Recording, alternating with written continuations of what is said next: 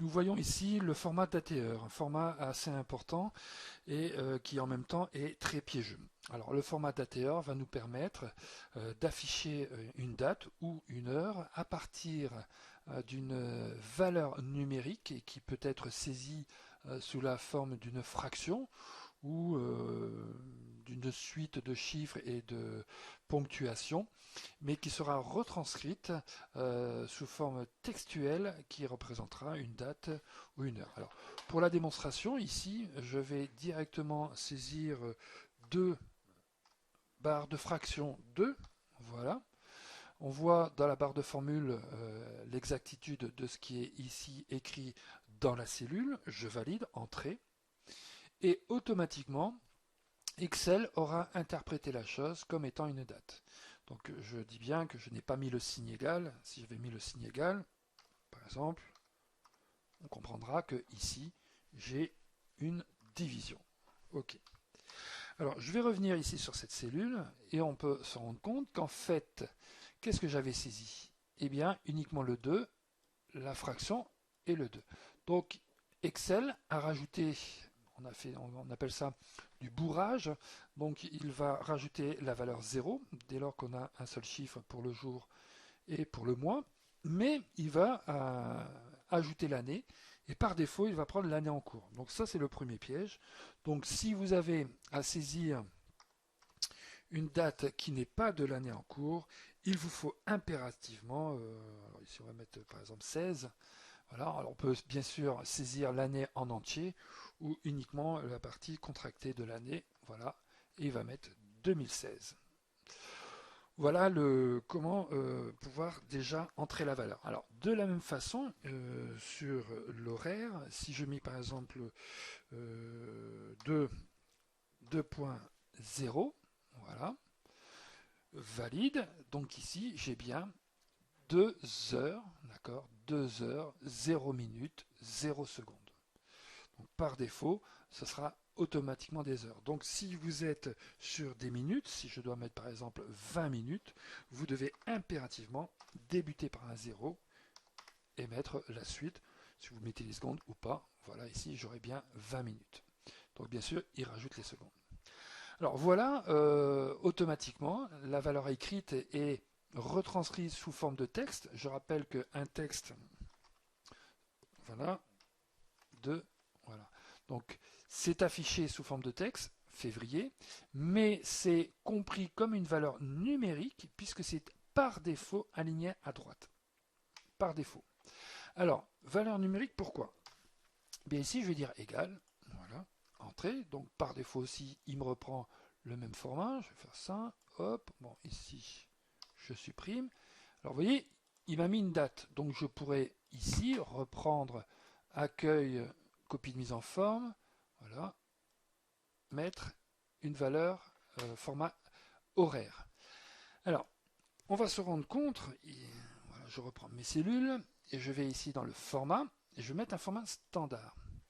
Donc voilà, le numéro de série du 2 février 2017, d'accord, le numéro de série du 2 février 2016, le numéro de série avec des décimales pour les heures, minutes et secondes, et ainsi de suite.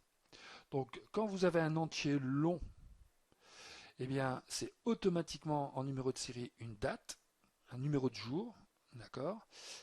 Disons que le numéro 1, voilà, cela équivaut en changeant le format.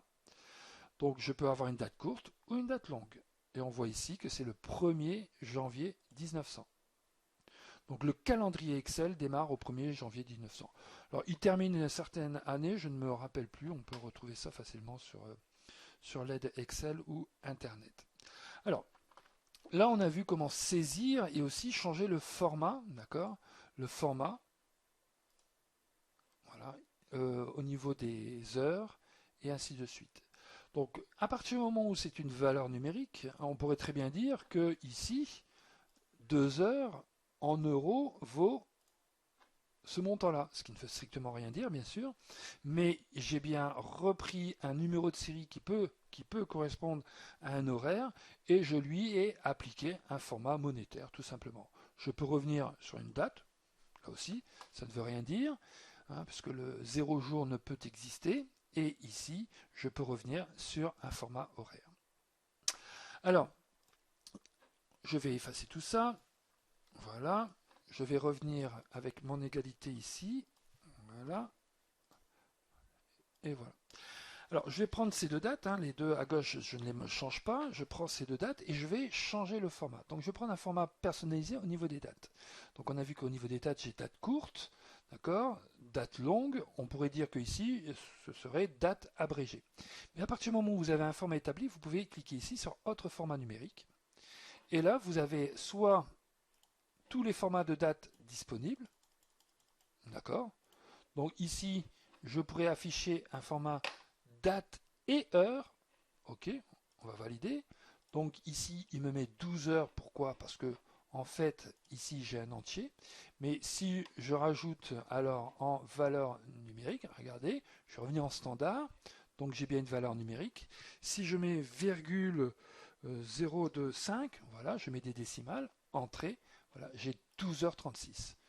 Par contre, je peux revenir ici en format date courte, voilà. Je ne vois pas les heures, bien qu'elles y soient, donc elles seront prises en compte dans les calculs. Pour preuve ici, j'ai bien un calcul, puisque j'ai un signe égal, et je vois bien le format horaire. Alors, on va continuer la démonstration ici. Je reprends ces deux cellules, donc je reviens ici, autre format numérique. Donc, bon, j'ai tous les formats numériques au niveau des dates ici. Je peux par contre venir sur personnaliser. Et là, ça va devenir intéressant. Pourquoi? Parce que je vais pouvoir ici soit utiliser déjà des formats pré-travaillés. Alors, il peut garder en mémoire vos anciens formats que vous auriez personnalisés. Et ici, vous voyez le 02 2017. Donc, c'est une façon de pouvoir l'écrire en abrégé. Alors, comment cela marche? En fait, ici, voilà, je vais tout supprimer et je retrouve le numéro de série que j'avais initialement, donc avec la plage horaire. Et en fonction des lettres que je vais mettre dans la zone type, donc lettres qui ne sont pas innocentes, donc je vais par exemple mettre le J pour le jour, donc là on est le deuxième jour. Si je mets un deuxième J, nous sommes le 02 jour, donc là je fais le bourrage au niveau du nombre. Si je mets 3J, j'ai l'abrégé du nom du jour. 4J, j'ai le jour en entier. Donc je pourrais faire ceci, voilà, jeudi 2, et maintenant idem au niveau des mois, donc abrégé, entier, et ici je peux mettre des A, voilà, donc 17, et là directement 2017. Comme j'ai une heure, je pourrais aussi mettre H, 2 points, minute, voilà, heure, minute. Pour seconde, vous comprendrez que si je veux les secondes, allez, on va les mettre, je mets des S. Ok, voilà. Donc ici j'ai 0, pourquoi? Parce que je n'ai pas de décimales dans le numéro de série, d'accord? Donc je n'ai pas ici d'heures. Par contre ici j'ai 36 minutes qui correspond aux valeurs. Alors, je vais maintenant, donc vous avez compris que avec le format personnalisé ici, en fonction des J, des M et des A que vous mettrez, vous aurez le format adéquat et vous avez ici l'aperçu. Alors, je vais revenir sur les heures parce que souvent, il y a un petit problème ici au niveau des heures, c'est quand on fait des calculs. Alors, ici, par exemple, j'ai 2 heures, ok, bon, on va mettre plutôt, allez, 8 heures, ok. Et ici, on va mettre 22 heures, et on va mettre ici 11 heures, 11, 32. Ok. Donc voilà. Ici, j'ai un volume d'heures, regardez, j'ai bien 41 52 00. Alors, je vais faire la somme directement, donc faire une petite somme automatique. Voilà. Hop, je prends et je valide.